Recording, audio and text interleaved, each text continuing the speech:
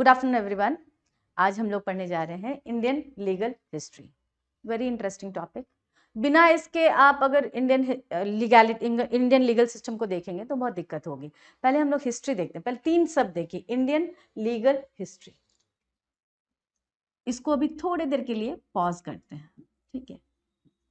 इन दोनों शब्द को समझते हैं, इन दोनों पार्ट को समझते हैं। लीगल क्या होता है और हिस्ट्री क्या होता है। लीगल जो कानून के द्वारा हमें परमिट किया गया है, यानी कि लॉ के द्वारा जो अलाउ किया गया है। अब आते हैं हिस्ट्री, यानी कि अलाउड बाय लॉ। यहां देखते हैं हिस्ट्री। हिस्ट्री कौन बताएगा हिस्ट्री क्या है? इतिहास। इतिहास मतलब इसमें थोड़ा अगर ये वर्तनी का कुछ अगर हेर फेर है तो बताएं। सही है, आप लोग भी संशोधित कर सकते हैं मुझे। बीती हुई बात, जो हो चुका है वही इतिहास है, ठीक है। अब देखिए, यानी कि ऐसा हिस्ट्री जो कि लॉ अलाउ करता है, यानी कानून अलाउ करता है। आप जो हिस्ट्री पढ़ते हैं उसमें क्या पढ़ते हैं? मोहनजोदाड़ो में क्या व्यवस्था था, खाने का क्या व्यवस्था था, पीने का क्या व्यवस्था था, उनका संस्कृति कैसा था, उनका वेशभूषा कैसा था, यही पढ़ते हैं ना। उसके बाद मोहनजोदाड़ो जिसको कहते हैं प्रथम सभ्यता, उसके बाद हम लोग आते हैं द्वितीय सभ्यता। द्वितीय सभ्यता क्या है? पाटलिपुत्र। उसके बाद हम लोग आते हैं गुप्त वंश पढ़ते हैं, ये वंश पढ़ते हैं, वो वंश पढ़ते, फिर पढ़ते हैं कि दिल्ली सल्तनत आया, मुगल आया, उसका क्या इम्पैक्ट पड़ा, हमारी संस्कृति पे क्या इम्पैक्ट पड़ा, हमारे रहन सहन पे क्या इम्पैक्ट पड़ा। इसमें क्या देखते हैं कि भारत में लीगल सिस्टम कैसा था और आज के लीगल सिस्टम पे उसका क्या प्रभाव पड़ा है। व्हाट इज द इम्पैक्ट, पहले कैसा था और आज इसका क्या प्रभाव पड़ा है, ये हम देखते हैं। तो हम इसको मोटे तौर पे कितने भाग में बांट सकते हैं? 3 भाग में बांट सकते हैं। वैदिक एज, हिल रहा है screen, Vedic era, then medieval era, then modern era. अभी कौन सा एरा है? नहीं, एक और एरा होता है जो इसके बाद होता है, इसको 4 कह सकते हैं। Post modern, post modernism, post modern era. वैदिक एज के बारे में आप लोगों को कुछ पता है? ऋग्वेद और उत्तर वैदिक काल में कैसी न्याय व्यवस्था थी? कभी सुना है? कुछ जानकारी है? आप लोगों से कुछ कलेक्ट करना चाहती हूँ। कहीं कुछ सुना होगा, पापा मम्मी किसी से भी। वहां पे जो कानून व्यवस्था थी वो हमारे day to day basic life में इन्वॉल्व था। वहां पे जो लॉ था वो मोरालिटी के टर्म में था, मोरालिटी के टर्म में था, नैतिकता के टर्म में था। जैसे कि आपके घर में अभी बोला जाता है, शाम हो गया, संध्या आरती का समय है और तुम सो रहे हो, बोलते हैं ना। ब्रह्म मुहूर्त में विद्यार्थियों को स्नान करना चाहिए। तो इस तरह की कानून व्यवस्था घरों में थी। घरों से बाहर अगर हम पारिवारिक स्तर पे ये हो गया, परिवार से ऊपर उठेंगे सामाजिक स्तर पे, वो भी धर्म के आधार पे था। पहले कबीलाई में लोग रहते थे, छोटे छोटे कबीला में रहते थे, तो वहां पे एक राजा चुना जा, एक राजन होता था। राजा कोई एक वंशानुगत नहीं था, वंश व्यवस्था पे नहीं था। कैसा था राजा? जिसमें पुरुषार्थ हो। पुरुषार्थ का मतलब जिसमें दैव तत्व हो। दैव तत्व का मतलब क्या होता है? ऐसा राजा जो कि शक्तिशाली तो हो, साथ में अपने लोगों को बचाने की हर तरह का उसमें सामर्थ्य हो। तो उसको किस तरह का होना चाहिए? हेल्पफुल और लीडरशिप क्वालिटी और स्ट्रॉन्ग और प्रूडेंट डिसीजन लेने की क्षमता होनी चाहिए। इसीलिए कहा जाता है कि विक्रमादित्य जो था वो सबसे अच्छा राजा था, क्योंकि उसको ज्ञान कहाँ से मिलता था? जब वो सिंहासन पे बैठता था तो सिंहासन 32 ही कहते थे, 32 पढ़ियाँ उसको ज्ञान देती थी। दरअसल 32 पढ़ियाँ ज्ञान नहीं देती थी, 32 क्वालिटी उसके अंदर था। तो आप बताइए, आपके अंदर आप लोगों ने कभी एनालिसिस किया कि आपके अंदर क्या क्या क्वालिटी है? नहीं किया ना। सोचिए हमारा वैदिक समय में कितना अच्छा क्वालिटी होता था कि लोगों के हर एक इंडिविजुअल के इनर क्वालिटी को हम लोग एनालिसिस करते थे और वहां पे चुन करके गण होते थे, सभा समिति गण, माने गण लोग चुनते थे सभा समिति से और इलेक्ट करके राजन बनाते थे। ठीक है, डेमोक्रेटिक सिस्टम के साथ रिपब्लिक भी था, क्योंकि गण में से आपस में ही चुना जाता था, जिसमें सबसे ज्यादा हायर क्वालिटी होता था उसको राजा बना दिया जाता था। ये तो वैदिक काल का समय हुआ। वहां पे कोई समस्या आती थी तो सभा में लगता था, सभा समिति होता था, विदत होता था, सभा में बैठे लोग निर्णय ले लेते थे। लड़कियां वहां विदुषी होती थी, परिचर्चा चलता था वेद वैदिक चीजों पे। तो वो ये रहा वैदिक एरा।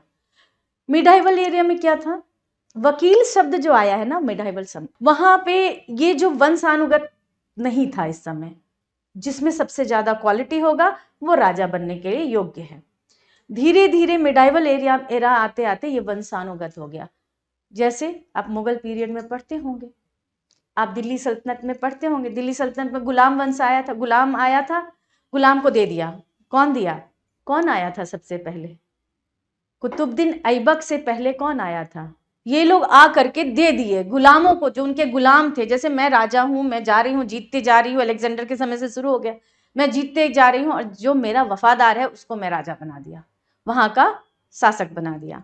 जब वहां का शासक बना दिया तो गुलाम वंश चालू हो गया। वहां पे जो गुलाम थे उनको तो आदत था कि लोगों को, जो उनके जो मालिक होते थे उनके लिए वफादार होते थे, तो उनको पौवंश करने की आदत थी, झुक के सलाम देने की आदत थी, उनका तरीका अलग था। वो बनाया था आपका कुतुबुद्दीन ऐबक। कुतुबुद्दीन ऐबक और उसके बाद आपका फिरोज शाह, ये सब। लेकिन उन लोगों का न्याय पे इतना कुछ नहीं था। न्याय देखने के लिए मिलता है अकबर के समय, माने मुगल पीरियड में। मुगल पीरियड में औरंगजेब से पहले, यानी कि आलमगीर किसका नाम था? जहांगीर। जहांगीर और जो अकबर है, उन लोगों के टाइम में थोड़ा न्याय व्यवस्था देखने को मिला।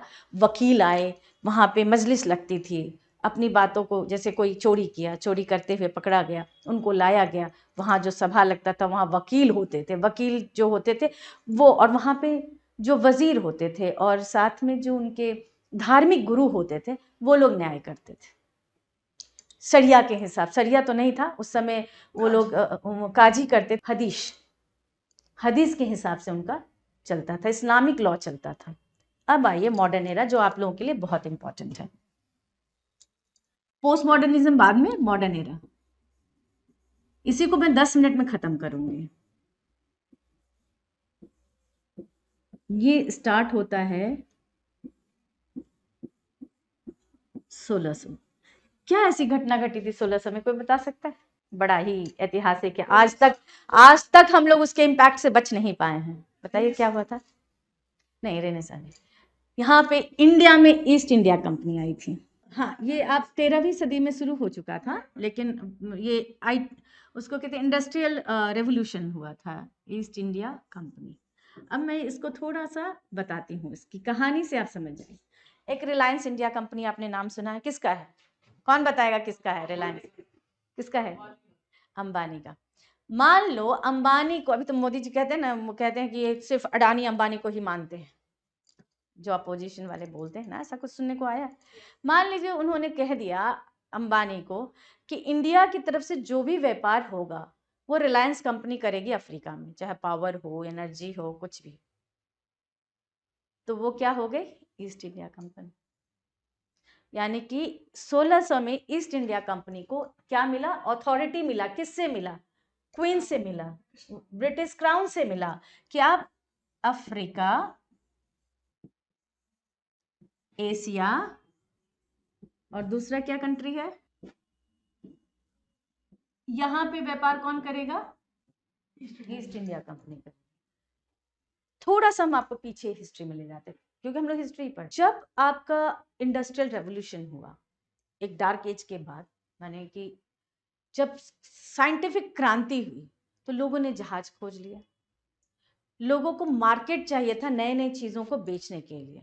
जैसे कि अभी आप देख रहे होंगे रेड हैट लाइनक्स का नाम सुना होगा, या एंड्रॉयड फ़ोन का नाम सुना होगा। मान लीजिए इंडिया कुछ नया बनाती है, अब आपका एंड्रॉयड आया, एंड्रॉयड के बाद कुछ नया अगर आप यहीं 4 बच्चे मिलके कुछ बना दिए, तो हमको उसको बेचने के लिए मार्केट तो चाहिए ना। तो इंडस्ट्रियल रेवोल्यूशन हो गया, सुई से लेके जहाज तक बनना शुरू हो गया। कहाँ बनना शुरू हो गया? यूरोप में। यूरोप में कई सारे यूरोपियन कंट्री में आपस में बाजार खोजने का होड़ लग गया। जैसे फ्रांस में भी हो रहा है, इंडस्ट्रियल रेवोल्यूशन हो रहा है, इटली में भी हो रहा है, ब्रिटेन में भी हो रहा है। तो अब ये लोग बाजार खोज रहे थे कि इन सामान को कहाँ बेचा जाए। पुर्तगालीज है, स्पेन है, डच है, सब मार्केट ढूंढ रहे थे। तो मार्केट ढूंढने के लिए अपने देश में तो बेच ही रहे थे, यूरोप में भी बेच ही रहे थे, अब उनको नया मार्केट चाहिए था। जहाज का खोज कर चुका गया था, हो चुका था। और आपको मैं याद करिए कि अभी अभी तुरंत हम आपको ले जा रहे हैं इंग्लैंड। चलेंगे मेरे साथ? इंग्लैंड चलते हैं। अब देखिए इंग्लैंड कैसा है। इंग्लैंड कैसा है? चारों ओर क्या है? साफ सुथरा तो है, वेरी गुड, साफ सुथरा तो है, चारों ओर पानी ही पानी है। और उस पानी में अब बताइए, हम यहाँ पे दिल्ली में रह के स्विमर हो सकते हैं? कहाँ होंगे? गंगा नदी के किनारे अगर हम रह रहे हैं तो जरूर हमें तैरना आ जाएगा। तो इंडिया का, ये ब्रिटेन का जो आपका शिप है वो कैसा होगा? शिपिंग कैसा होगा? नेवल कैसा होगा? नेवल सिस्टम कैसा होगा? उम्दा होगा, नेचुरली होगा ना उम्दा, क्योंकि उसके चारों ओर तो पानी ही पानी है। तो ये क्या किया? खोजना शुरू किया। वास्को डी गामा भी खोजा, ये भी खोजा। ये अब ये लोग ईस्ट इंडिया कंपनी का गठन जो हुआ था, वो ये एक फैक्ट्री थी। फैक्ट्री का बड़ा अच्छा मतलब होता है, पता है क्या होता है? इंडस्ट्री और फैक्ट्री में अंतर। मैं सारे सामान को अगर पसेर दूं और बोलूं कि आ जाओ ले जाओ, ये फैक्टर है। फैक्ट्री सब फैक्टर से बना है कि these are the factor which I am selling. British के पास कुछ भी अपना उपज नहीं होता, उनके पास कुछ भी नहीं है, नथिंग। जैसे आपके पास, ये स्वीडन के पास कुछ भी नहीं है अदर देन वेपन्स। हाँ, वेरी, वेपन के अलावा कुछ भी नहीं है। इसी तरह इसके पास भी कुछ नहीं था। ये क्या करता था? चाइना पहुंचा, अच्छा यहाँ का चाय पत्ती बहुत अच्छा है, उठाओ, इसको उठा करके वहां बेच दो। अच्छा वहां क्या है? वहां पे मसाला ज्यादा अच्छा है, वहां से मसाला उठाओ यहाँ बेच दो। ये काम इसका था। जब ईस्ट इंडिया कंपनी का गठन हुआ तो उसको ये 3 स्टेट मिल गया कि आप जाओ वहां पे आप व्यापार करो और इलीगल कमर्स को रोको। कमर्स नहीं होना चाहिए, नहीं होगा। कैसे रोकेगा? देखिए, जब इस कंपनी का गठन हुआ, यानी कि इस कंपनी में बोर्ड ऑफ डायरेक्टर्स होंगे और इनको कुछ पावर्स कौन दे रहा है? जैसे कि रिलायंस को बोला गया कि आप जाओ और मालदीव में जाके बेचो। तो मालदीव में आप जा रहे हो तो इंडिया एक चार्टर पास करेगी, एक उसको ऑर्डिनेंस पास करेगी, या उस पर कुछ लॉ बना के बोलेगी कि ये चीज क्षेत्र जो है, तो वो जो बना, जो लॉ उसको गवर्नमेंट से मिला, परमिशन, परमिट जो मिला, उसको कहते हैं चार्टर। क्या कहते हैं? चार्टर। ये 1600 का चार्टर है। 10 मिनट हो गया, अब चार्टर पे ही हम सस्पेंस क्रिएट करके छोड़ देते हैं।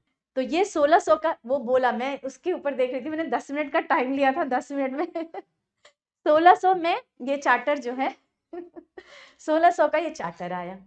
अब ये चार्टर में कहा क्या किया, क्या क्या कहा गया? कहा गया कि आप कंपनी से रिलेटेड कोई भी लॉ बना सकते हैं जो कि इस चीज को रोकेगा, इलीगल कमर्स को रोकेगा।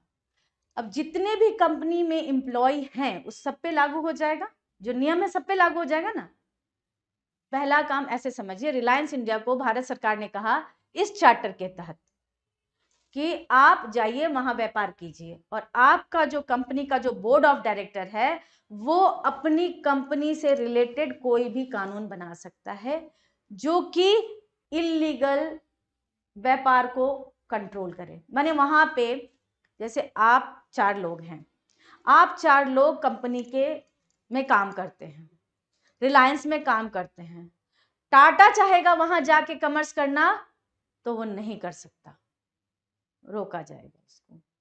सिर्फ कौन कर सकता है? ईस्ट इंडिया कंपनी कर सकती है। क्या मैं आपकी कंपनी में नहीं काम करती हूँ, लेकिन जो काम आप करते हैं मैं जाके पैरेलली करना शुरू कर दूं, कर सकती हूँ? नहीं। तो उसके लिए लॉ ब्रिटिश सरकार नहीं बनाएगी, कौन बनाएगा? ईस्ट इंडिया कंपनी बनाएगा। कौन बनाएगा? ईस्ट इंडिया, यानी ईस्ट इंडिया कंपनी कानून बना सकती है जो कि इन 3 जगह पे लागू होगा। पहली बात।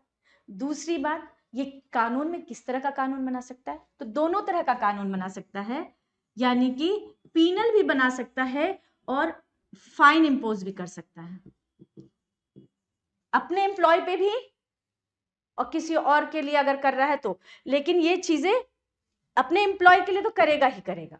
जैसे मान लीजिए मैं इस कंपनी में काम कर रही हूँ और साथ में प्राइवेटली भी कुछ कर रही हूँ उसी तरह का काम, तो हम पे ये नियम लागू हो जाएगा। ठीक है, यहां तक समझ में आया? अब देखिए इसका स्ट्रक्चर। तो ये जो कंपनी इनकॉर्पोरेट हुई तो ये किस तरह का होगा? जनरल कोर्ट होगा। कैसा होगा? जनरल कोड होगा। इसमें कोर्ट का जनरल कोर्ट, जनरल कोर्ट। अब इसमें सदस्य कौन कौन होंगे? एक जो होगा वो जनरल कहलाएगा, एक कौन होगा? जनरल होगा। और बाकी कितने मेंबर होंगे? यहीं तक रखते हैं, नेक्स्ट क्लास में फिर मिलेंगे।